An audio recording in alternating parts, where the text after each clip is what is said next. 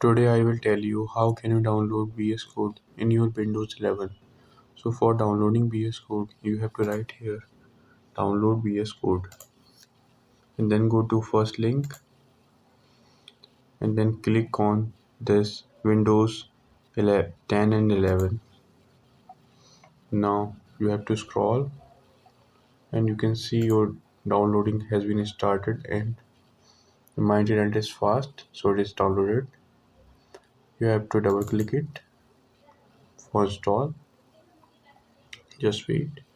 You have to accept it and then next, and then you have to right click it and then next and then install.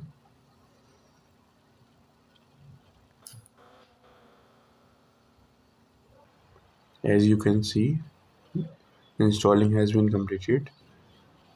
Now you can click finish.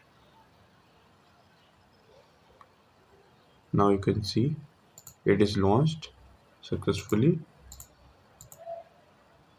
So in the next video I will tell you how can you set up it for Python.